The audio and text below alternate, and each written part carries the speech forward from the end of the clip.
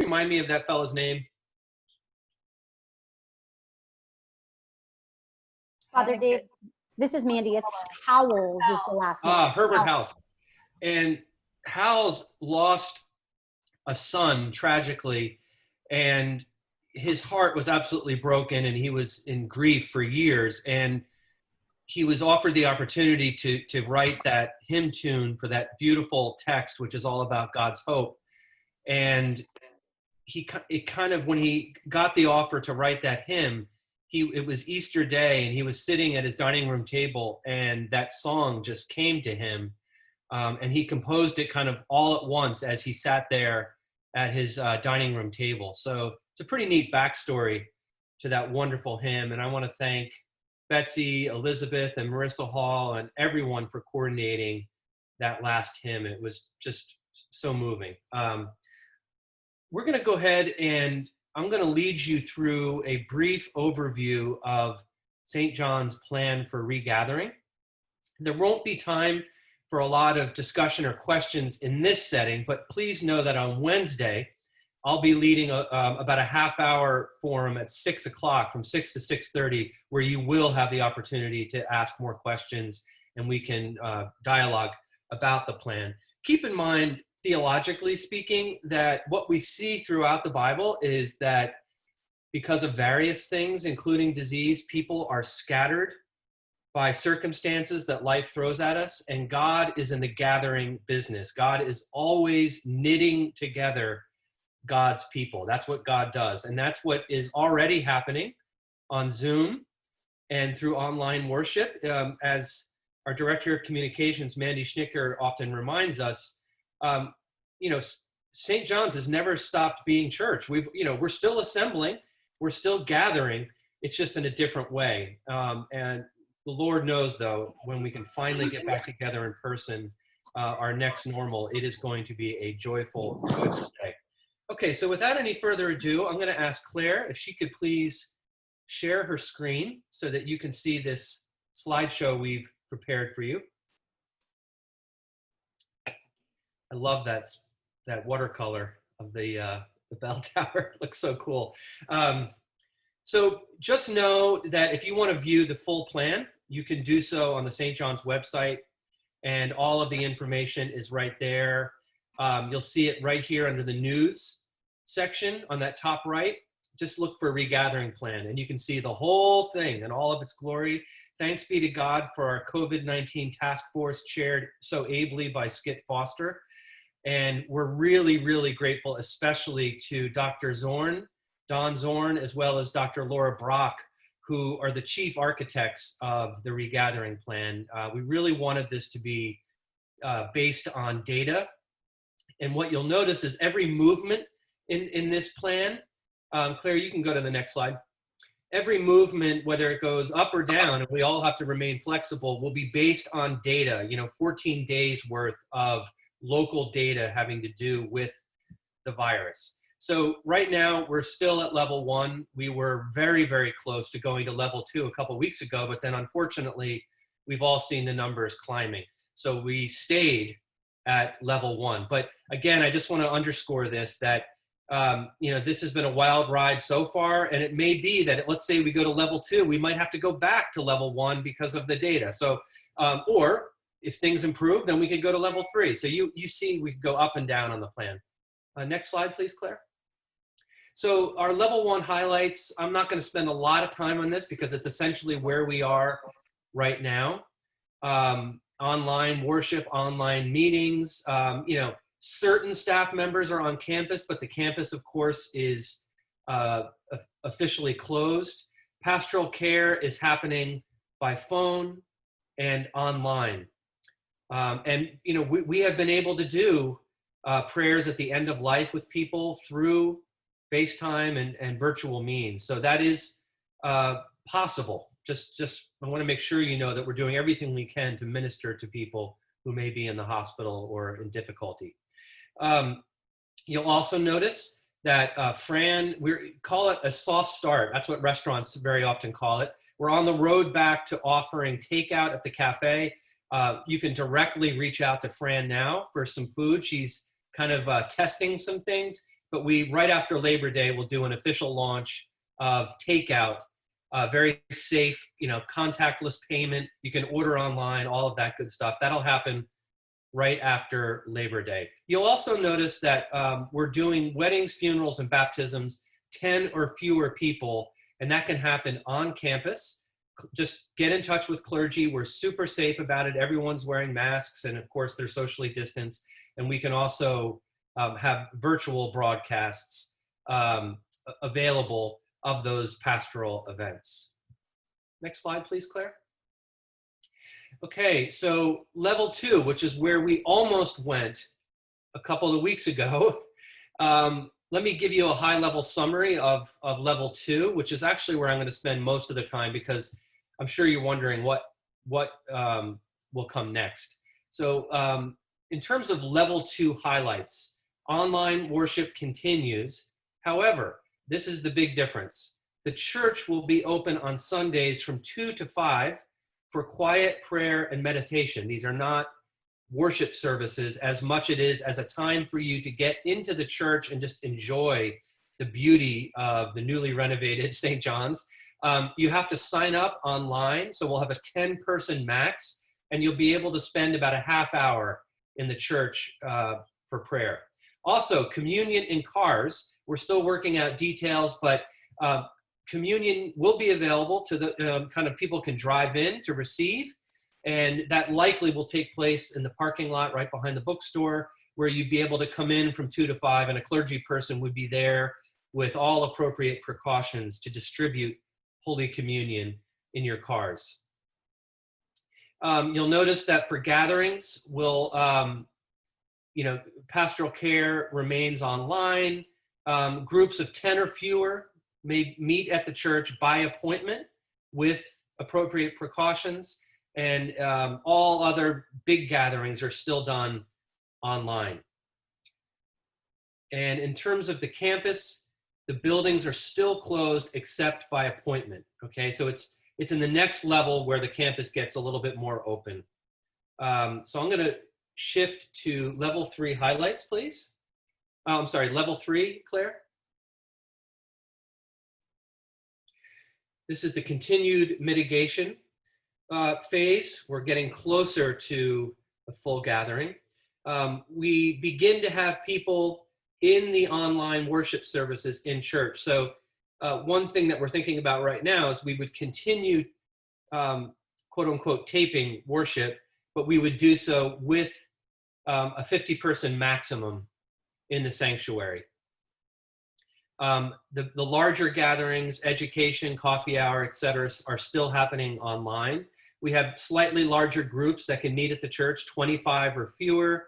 And here, pastoral care at the rector's discretion can be done in person, whether it's in a home or a healthcare setting. Our church administrative offices open up with precautions, and we can have pastoral occasions with 50 or fewer people. So you'll see that at every step, we're being as cautious as possible. And again, the move from level to level is based entirely on local data. We can move to level 4, please, Claire. Here we are getting closer to the next normal with limited restrictions, which looks like the following. So we continue on, and by the way, I want to make sure everyone knows, I'm so excited about this. We now have a full camera capability in the big church. So sooner than later, probably in the month of August, we're hopeful, you'll begin to see worship services taking place in the big church with the new system. We actually had a funeral this past week for Virginia McMullen that we were able to broadcast, and I have to say the quality of the audio and the video far exceeded my expectations. So I couldn't be happier about that. So we'll continue to stream services. We'll have 50% capacity in-person worship, so a significantly larger group of people in the church. Our choir is expanded. We do begin to have some education and meetings in person, though they will continue to also be online. Small groups will be meeting at the church.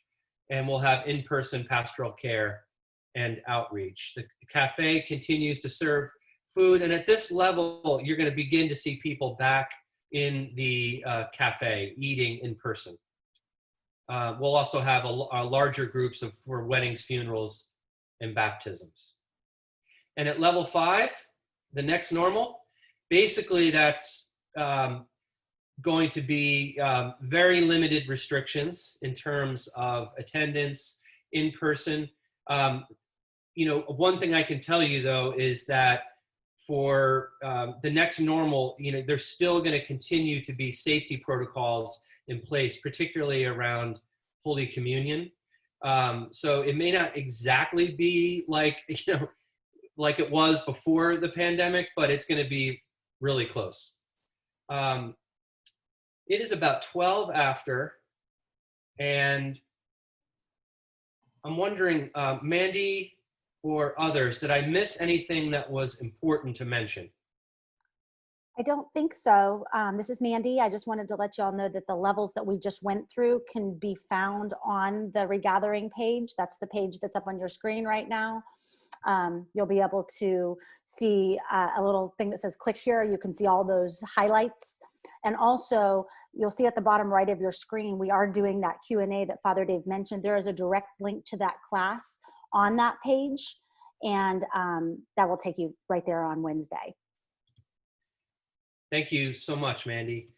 So again, on Wednesday, if you have questions, I encourage you to attend the forum, which will be on Zoom. Just go to the Church at Home webpage and click to join that at 6 o'clock. From 6 to 6:30, we'll do another run through, but this time there'll be more chance for a Q&A.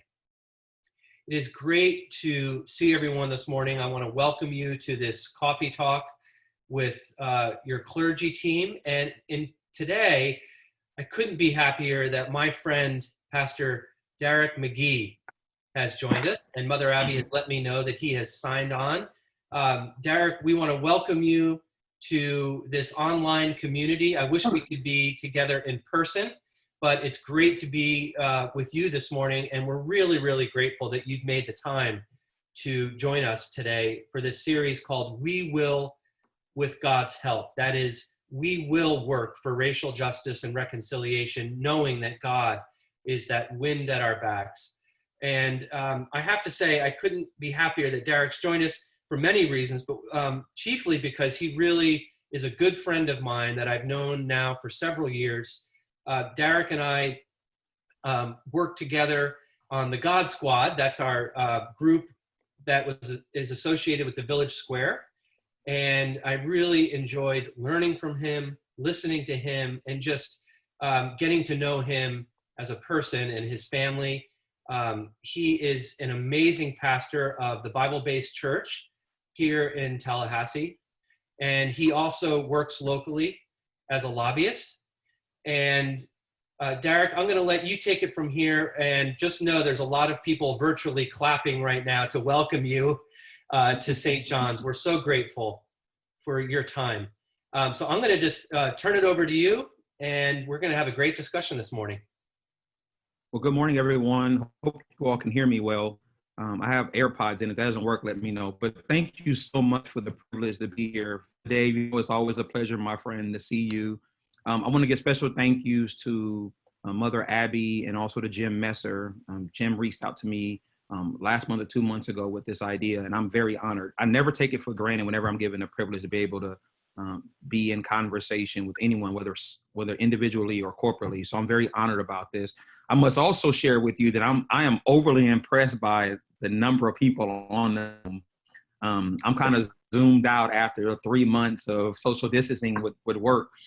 And so on in that regard. And so this morning, I want to talk to you from my heart about something, and a lot of great dialogue. And so when I was asked about a topic, what I submitted was the topic of does black lives really matter? I want to talk less about the movement, more question. I think that's important because there are individuals who will argue if the movement is politically motivated, if it's financially adhered to. for me, it's less about the movement, more about the question, because if the question is being asked, that means that there is a population of people who are asking the question. It also means the population of people who are asking the question also believe that there's not an answer given to the question that's being asked. And so I have the great privilege and honor of being, as Father Dave mentioned, not only a pastor of a local church, but also a lobbyist. And so I'm involved in two different arenas with individuals. As of August 8th of this year, our church will celebrate 10 years of ministry existence in Tallahassee. So I'm very honored about God's trust. So trust me to be the planting pastor. I'm entering 21 years of ministry, and so I've been in church my entire life. Been a Christian for many years, and I've been a part of churches mainly that have been predominantly African American. And the Black church experience is much different than other church gatherings. And sometimes people take exception to the phrase Black church, but I will just educate people that the phrase Black church actually came from segregation time. We were not allowed to go to the white church with the slave masters or with the whites, depending on what part of the country you lived in. So they dubbed it the Black church, which was the Black slaves or Blacks, even after slavery was over, would convene out in the outhouse or in the backyard, and it was labeled the Black church. And so we've carried that name even in 2020, but the Black church experience is more of a call and a response, meaning I preach, my members yell out, amen, hallelujah, so on and so forth. But there's also a community amongst that. It's a community because what's found in the Black church is safety. What's found in the Black church is safety because when we were unable, as a race, was unable to gather with other races not like ourselves, we all had to come together as one. And so there's a safety there. So whenever you hear Black Lives Matter, those three words something different depending upon who you talk to. So when you ask the question of the Black Lives Matter, I want to first start with it from a Christian standpoint, because as a believer of Jesus Christ, as a person trying to live his life to follow the examples that God lays out in his holy word, I live my life with that everyone's life matter because it matters to God. I don't get into the fighting of sexual orientation, of political ideology. I look at people as individuals, and that is that if I cut you, you bleed red like I would bleed red. So you're an individual. When you press the point of does Black Lives Matter, the question of that is because whenever you are seeing another example of a Black man dying at the hands of law enforcement, dying at the hands of any individual, and the law seems to respond differently, it poses a question to you are applying for a job and you qualify or overqualify and you still get passed over. The question begs to be asked. And so when that question is being asked, especially from a generational perspective, is much different. As a Christian, what's challenging at times is that at times as Christians, we allow political ideology and news media become the dictator as to how we treat one another. Meaning, if we don't share the same ideology based on our politics, Republican, Democrat, Independent, then I may treat you differently. I am a Christian Black man. And so why is that important? Because the Christian part governs everything else about me. Now, I can't change that I'm Black, but because I'm Christian, I conduct myself a certain way. Why is that important? It's important because as a Christian, I try to live my life to be able to honor people the way I believe God would honor them.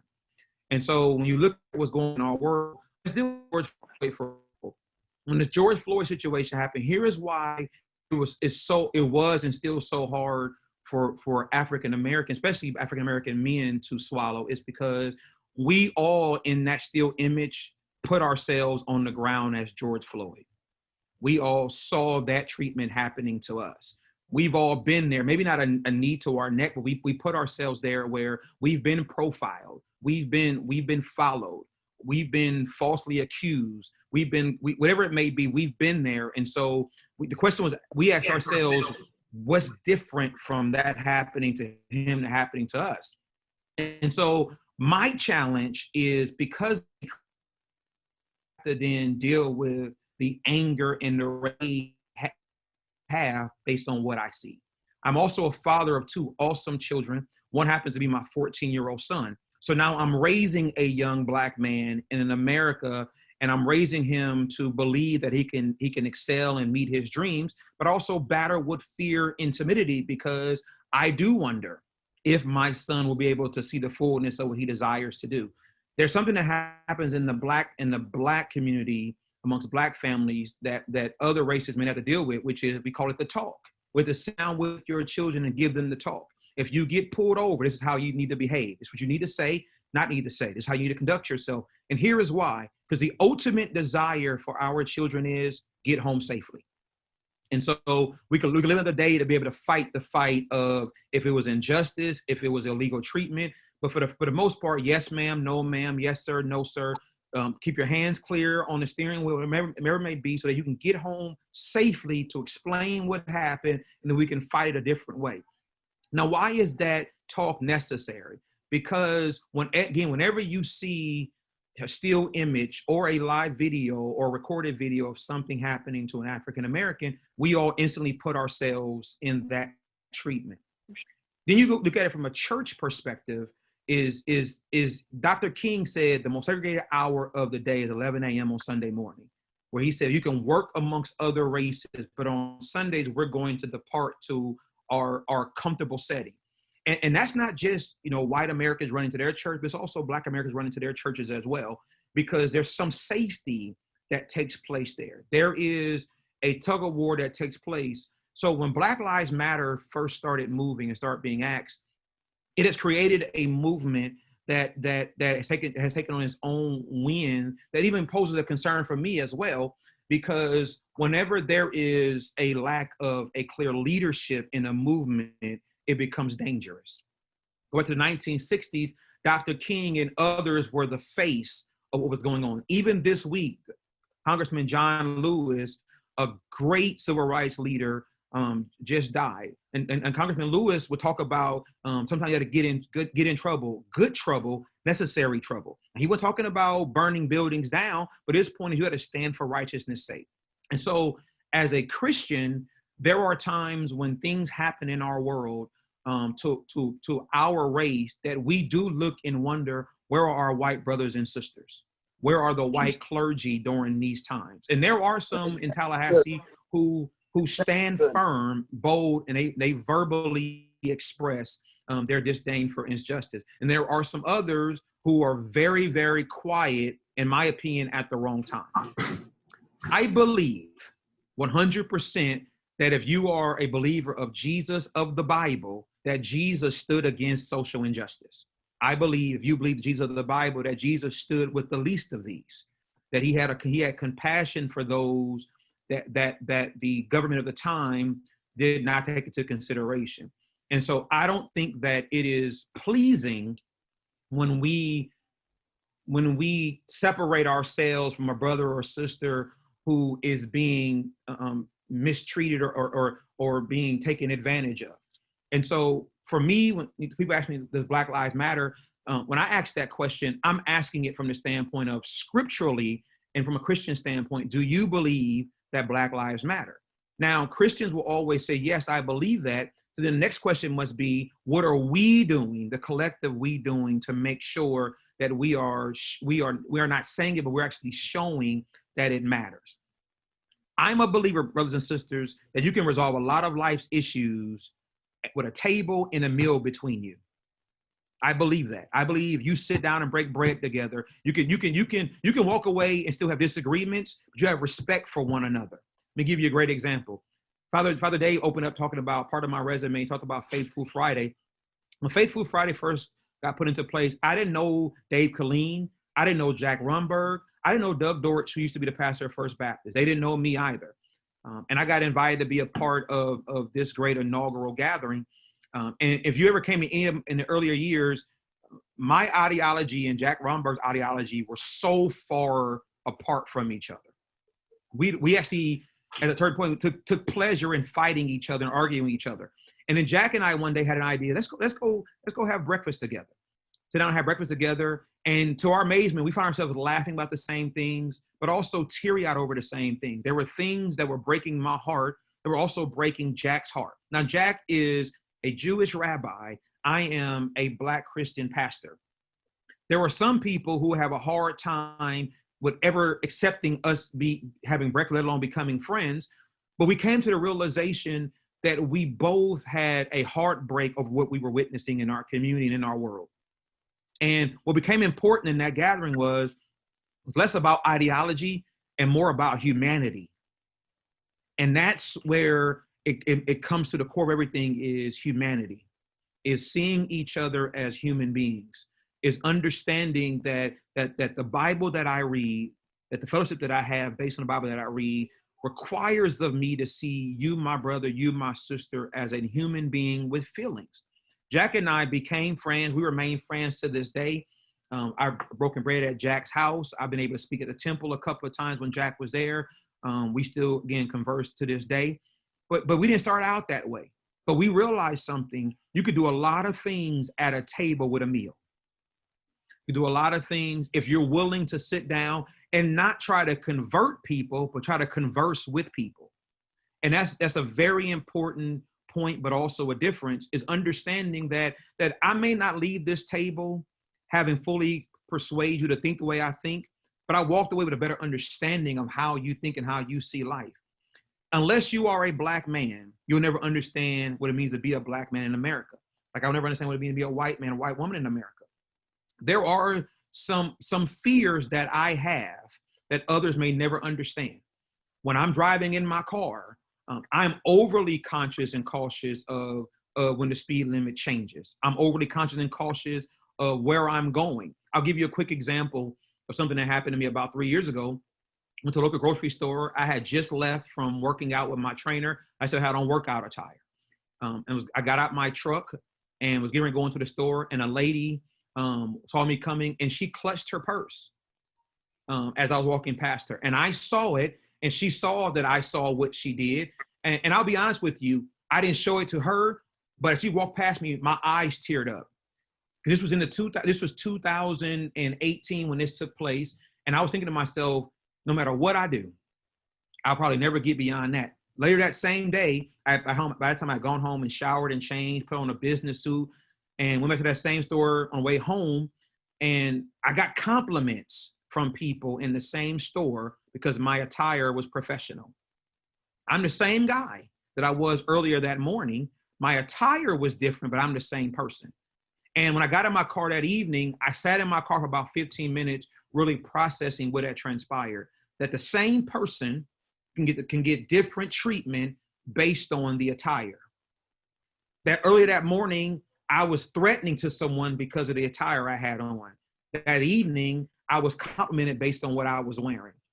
Ladies and gentlemen, that is not an unusual scenario. That is very normal and for me and others like me on an everyday period. Now, because I am a Christian, because I believe in God, I am able to lean on my faith when others are reacting a different way. I'm able to kind of calm people through conversation because you don't resolve the matters by creating more violence and more tension.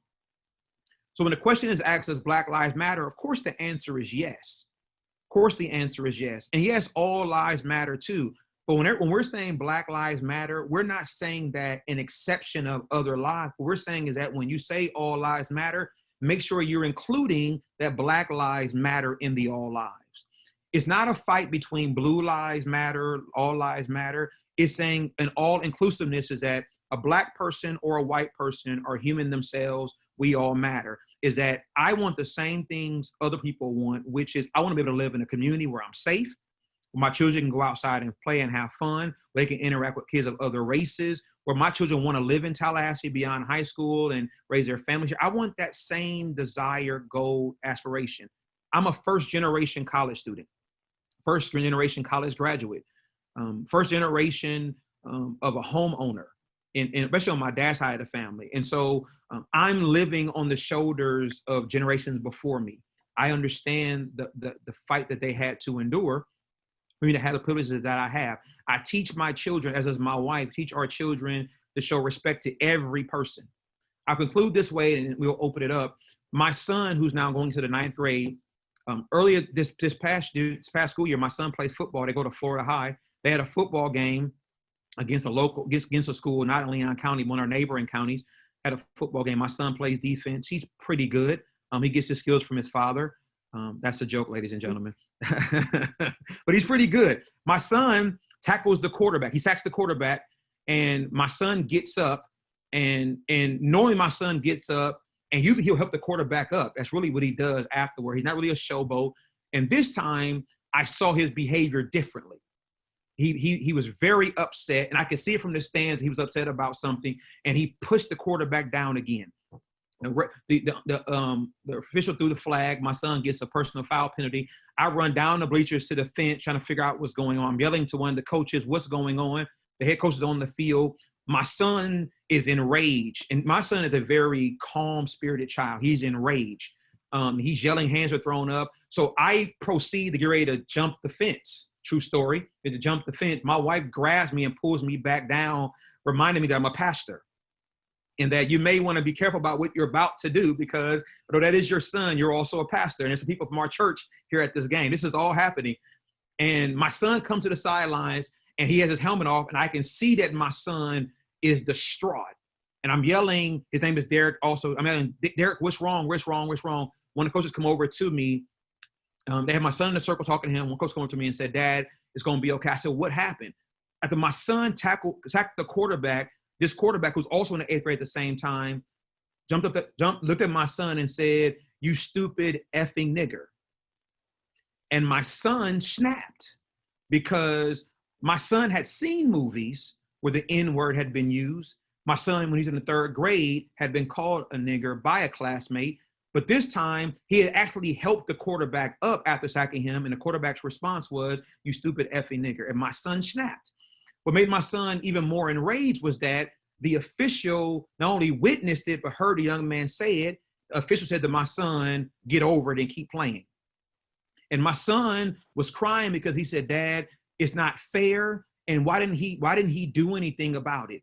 And so on the way home from that game, it was a conversation that was uncomfortable, but it was necessary, because I was naive to assume that I could wait a few more years before I had a conversation with my son. I couldn't. And I said to him, I said, D, I want to say 2 things to you. Number 1, you're not a nigger. You're not ignorant at all. You are an intelligent young Black man, and I'm sorry that it happened to you. I said, number 2, I want to say to you that we have to learn from this. We have to learn that there are some people who will always see you that way, but also you have to learn there are many other people who don't see you that way.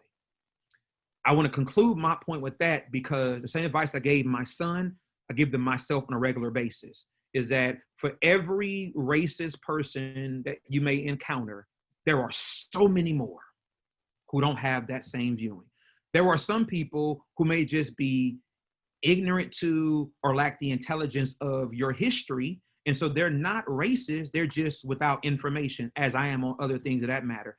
So when we say Black Lives Matter, for me, it's not a movement that I'm advancing. It is a statement of, remember that in all lives matter, Blacks do as well. And because we are believers of God, we start our lives in that mindset, that my desire is I want to represent Christ in the earth, regardless of my skin tone.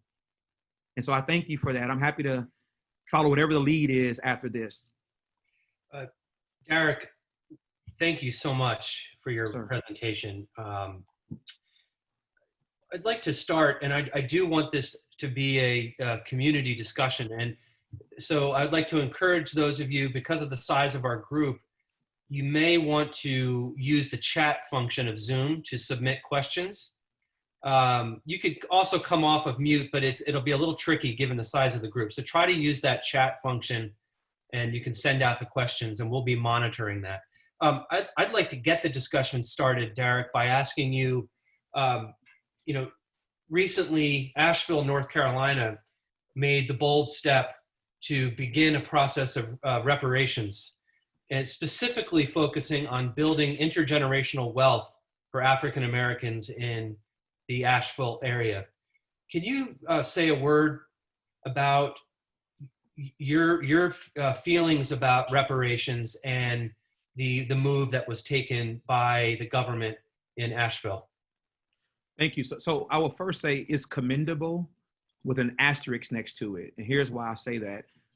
Because I've always argued this point, that before you can deal with racial reconciliation, you must first acknowledge that you need to do racial restoration. It's important to remember that for so many years, African Americans were only seen as 3/5 of a person.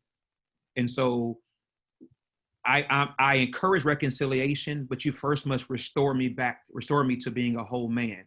What Asheville is doing is commendable, because not only are they acknowledging years of racial tension and injustice, they're also trying to do something about going forward. Brothers and sisters, what's important to know about intergenerational wealth is for many facets, including in Leon County, there are many facets in minority communities that there is generational poverty, where there are third and fourth and fifth generation of individuals who have never, ever been in a position to own anything. They are literally, their biggest goal is to get their own government subsidized housing apartment. They don't have to live with their mom anymore. And so what many minorities don't have that maybe our white brothers and sisters may have, or others, is that we know we don't start out in a position to own. We're usually going to always be the employee, not the employer. We don't start out in a position to be able to lend monies in that regard. So what Asheville is doing, I commend it. My asterisk is important because the important thing about intergenerational wealth is not just having the conversation, but it's also putting the systems in place to make sure that you're educating individuals before, during, and after you put them in a position to be able to grow wealth. It's a sad commentary. It's a dangerous commentary to put wealth in the hands of somebody who lacks the intellect to know what to do with it. And so that's my asterisk. But I commend them because you have to start somewhere. And let me also say this to all of you, and I'll pause for the next question. It is never an easy time to have the race conversation, but it's always the right time to have the race conversation. It is very uncomfortable to talk about racial injustice. It just is. But it's still the right time to have the conversation, because movement forward cannot happen if we don't acknowledge there was a pause somewhere. Thank you, Darrick. We have a question. This is coming from Jim Messer. Yeah. How do we respond to people who say, of course, Black Lives Matter, but all lives matter? Shouldn't that be the focus? And then also, Jim adds another question here. Sorry, my chat screen keeps scrolling. More troubling is this question: isn't Black Lives Matter a Marxist organization? Do you have any thoughts on those? I do, and I actually can see Jim's question as well. So on the first one, Jim, here's what I would say to you. Here's how you respond to it. You respond by saying, yes, of course, all lives matter, comma, but do you believe that in that Black Lives Matter as well? Because what I think has happened, and this goes to your question number two, I think what happened is because of the Black Lives Matters movement has taken off, and it is, there is parts of it I do believe that are politically motivated. Because that's taken place, we have lost the focus on the core of the question or the statement. Like I said before, when you say Black Lives Matter, I'm not saying that in ignoring any other life. What I'm saying is, please remember that Black Lives, and we could say Black Lives Matter too, to make sure that people understand it should be included in all lives matter. Because here's the thing, from my seat as a Black man, I don't have a problem with any other life. But for us, it feels like other lives have a problem with our life. And that's why it is. The second question I will tell you is the most troubling question. And it's the hardest question to answer, because there are facets of Black Lives Matter that I do believe is organized, whether it's Marxist or other pieces, and it's dangerous. I'll go back to years ago when you had the Dream Defenders, and they did a sit-in in the Capitol. If you're not careful, people with ulterior motives or demented mindsets can try to hijack genuine desires and motivations. And I think that's important. That goes back even the civil rights movement. You think about it, the same time that Dr. King was talking about peaceful protest, you had Malcolm X talking about by any means necessary. And so there is a different mindset. There are people who will see young people marching peacefully for change and will intrude in that, infiltrate into those things to try to advance their own agenda.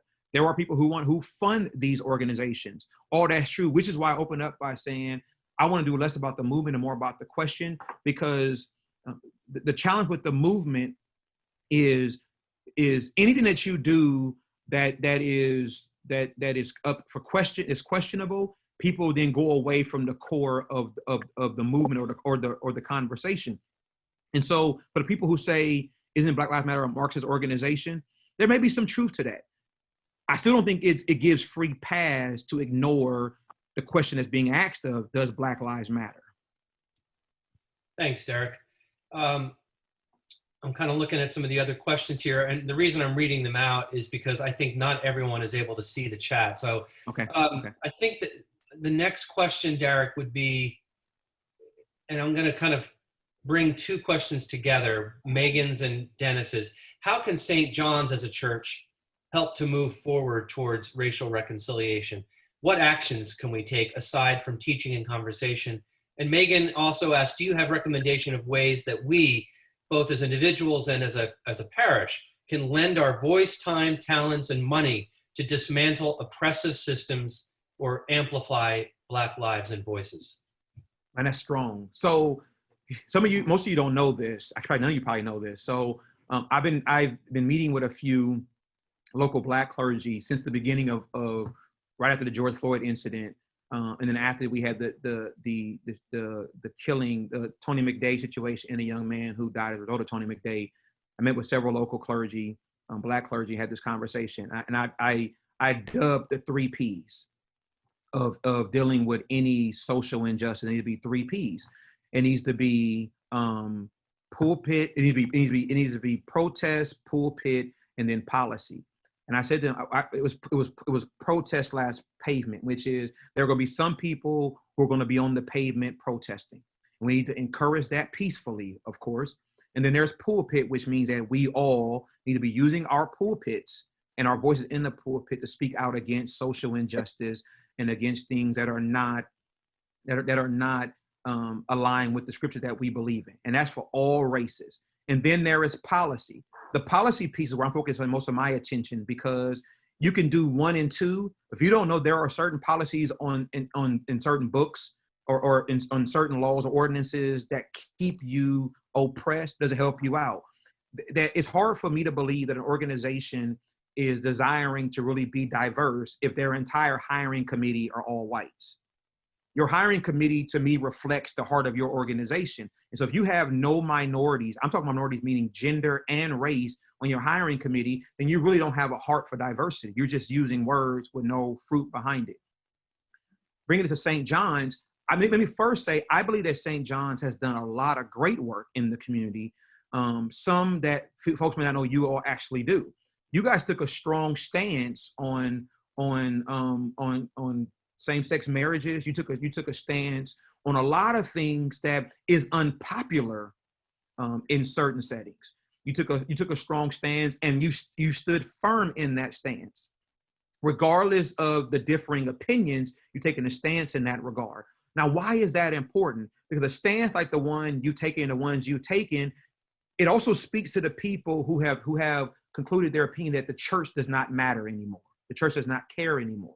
When you're thinking about decisions that you're making, you're thinking about it through 2 lenses. Through the lenses of, will God be pleased? And number 2, can we actually minister to the lives of people?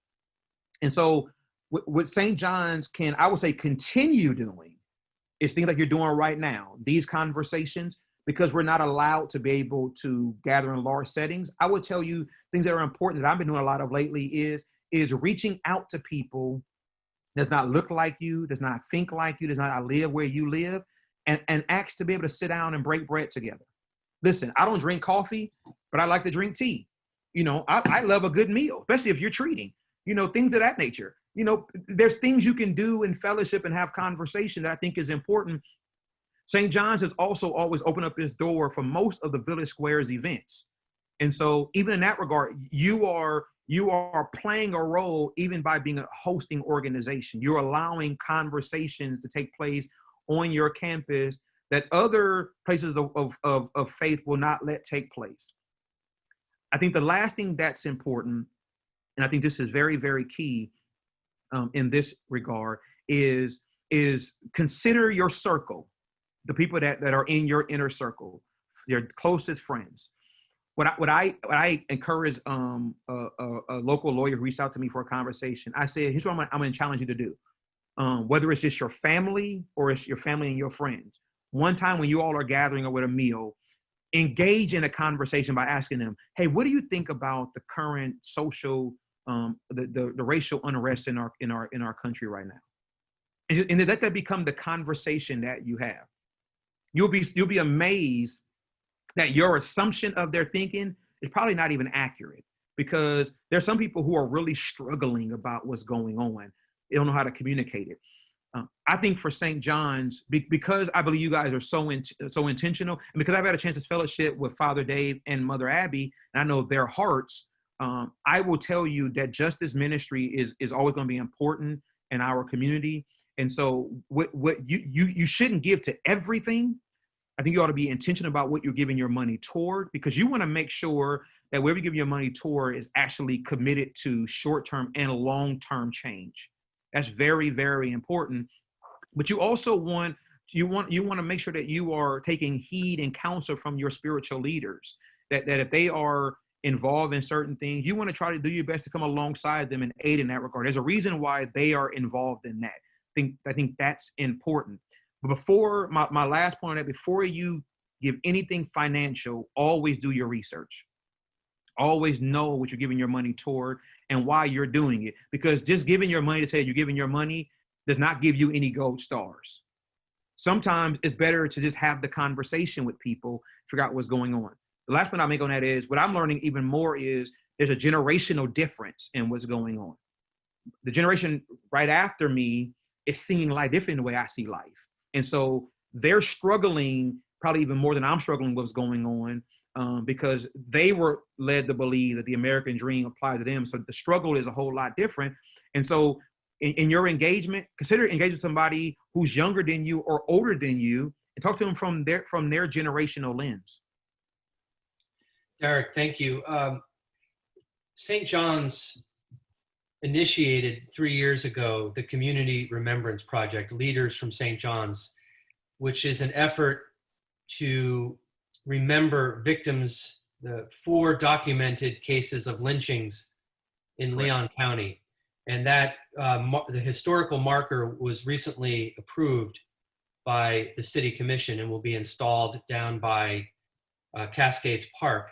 And of course, it's not just about a historical marker. It's also going to be about developing an educational curriculum that will help children, youth, and adults learn about our past in the local community and in our nation in terms of racially directed violence towards African Americans. When we began that project, Darrick, about 3 years ago, some of the folks in our congregation had concerns, and they said, well, you know, isn't that violence part of our history, but you know, it's not relevant to us today. I mean, we didn't commit those crimes, those horrific crimes. Why should we, you know, do all this work to have these historical markers? That's an introduction to my main question for you, which is that increasingly what we see, specifically in the center now that's located in Montgomery, is a link historically between slavery, the Jim Crow era, and the era of mass incarceration of people of color in our nation. Can you give us a sense of your thoughts about that continuum in American history and in our present. So I'll open up by strongly encouraging, if you haven't seen it yet, if you have Netflix, there's something on there called 13th. It's talking about the 13th Amendment. I would strongly encourage you, if you haven't seen it yet, to check it out. And it's basically talking about, it's almost dubbed the new Jim Crow, which is how mass incarceration is taking place, how there's so many African-American men incarcerated. But I encourage you to watch it because it's eye-opening from both lenses of the political spectrum. So it's not beating up on Republicans alone. It's also beating up on Democrats. There's some things in there that are eye-opening. But I think it also is important because a lot of questions can be answered, especially to the ones who say that why are we doing this now? That's so in our past. I'm only endorsing that because I think it definitely will speak to that question. That question comes up a lot. And I will also hit that by saying this.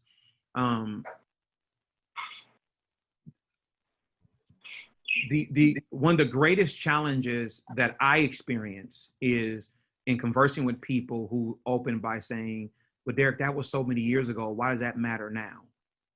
Because for some people who say that to me, they're saying it because they're trying to convince me that they don't think that way, and they may not think that way. But here is the fact of the matter: there are many who still do. And so, regardless of our thinking today, slavery can never be erased from the history books. It can never be ignored that it took place. It can never be ignored that African Americans provided free labor, and while slave owners became great entrepreneurs. That cannot be ignored at all. It cannot be ignored that when slaves were released, were set free, the Emancipation Proclamation later through Juneteenth, that we started out as free slaves with nothing. And so a lot of slaves found themselves going back to their slave owners as hired employees because they didn't have anything to start out with. And so those things are true in history that cannot be ignored. There are still some churches that in America today who are not comfortable with Blacks being in their place of worship today. And so these things, although it's not as blatantly obvious as it was before, it's still happening today. And so I think it's important in that regard. What I will also tell you is when it's said that that's in our history, while we're talking about it now, here's the other way I would hit that on that is that we also be careful is that while maybe in our history books, the question has to be asked, who's telling the history story? Because oftentimes the way the history is written is not written given the full story. It's written through a lens to actually soften or water down what really took place. Like the same way the cross of Calvary, the way the cross of Calvary is preached about in today's churches is really almost an embarrassing depiction of the truth. The crucifixion was bloody. It's heart-wrenching to think about the agony of it all. And so if you're preaching without giving the full essence of what it was, it's really hard to appreciate the sacrifice that Christ paid for us without acknowledging the pain. Same thing, I'm not trying to do a direct comparison, but just about with slavery, it's hard to move forward in restoration if we first don't deal with what took place. And so, the monuments in Montgomery, the one in Washington, D.C., these things to me are very important. I'll go a little further and give this to you. I've never had a problem with statues being erected, even if they're erected, for slave masters or, Confederate general. I've never had a problem with it. I've never argued to tear them down because it's part of history. What I've always argued is two things. Number one is if we're going to erect statues, let's also erect statues of people who actually also contributed to our American history as well, some who happen to be African Americans. And then number two, let's make sure that we contextualize what we're doing and why we're doing it. Like that stuff's important as well. And so, Is it uncomfortable? It's always uncomfortable because there are people who believe the church's role is limited when it comes to social injustice. And I will argue just the opposite. I would argue that the church should be one of the loudest voices in times like these. We should be the ones reminding our people of our faith and the governance of our faith based on scripture. I think that's very, very important, that this is not the time for us to be quiet. And this kind of go back to the earlier question of somebody asked, what can St. John be doing?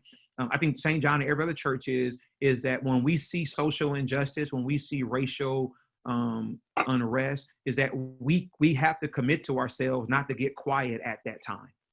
When we can't use our social media sites only to retweet or to repost a comment from our favorite political hero and not talk about things that we see that are going on. We have to commit ourselves in that regard. And I think that's very, very important. And that should be governed from our Christian stance more than anything else.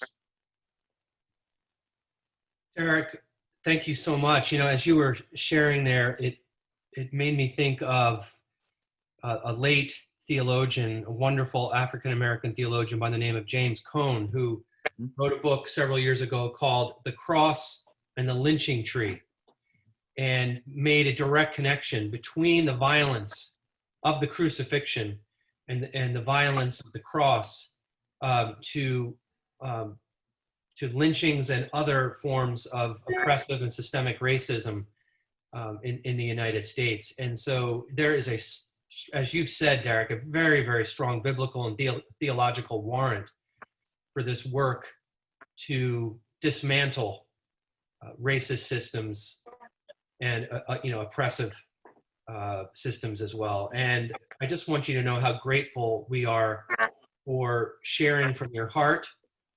I am deeply grateful for our friendship. And I'm wondering, Darrick, if you would close us in prayer today.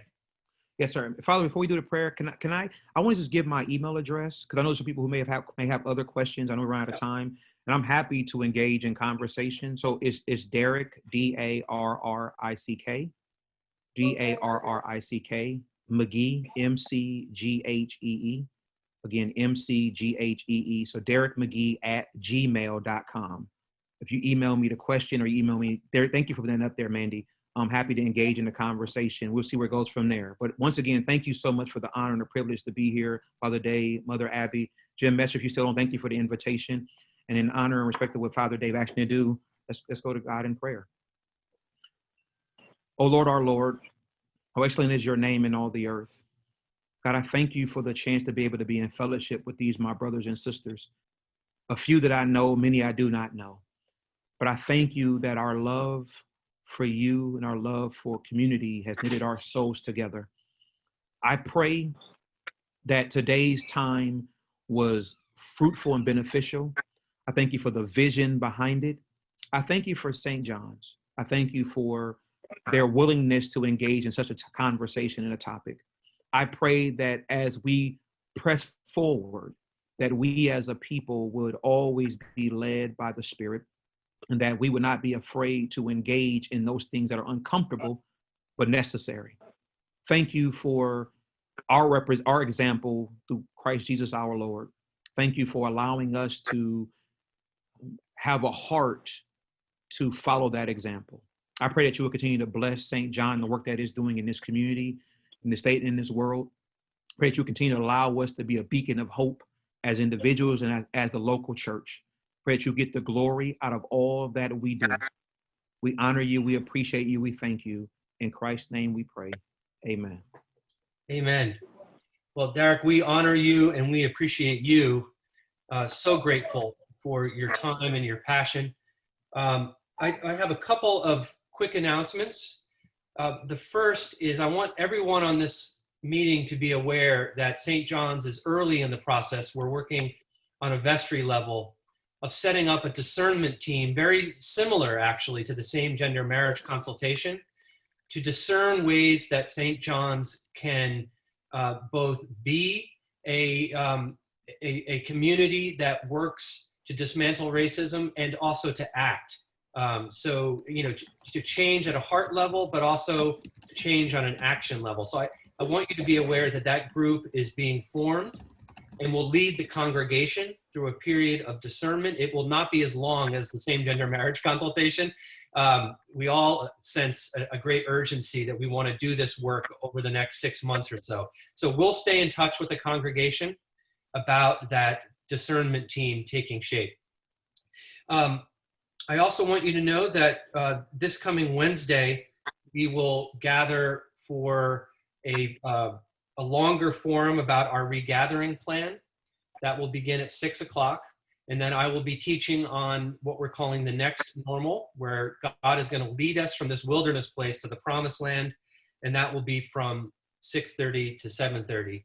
I encourage you all to check out the St. John's Church at Home webpage, where you can keep up with the various activities during the week. And Darrick, once again, we're so grateful for your leadership and your ministry in our community. Thank you, my friend. Okay, God bless you, everyone.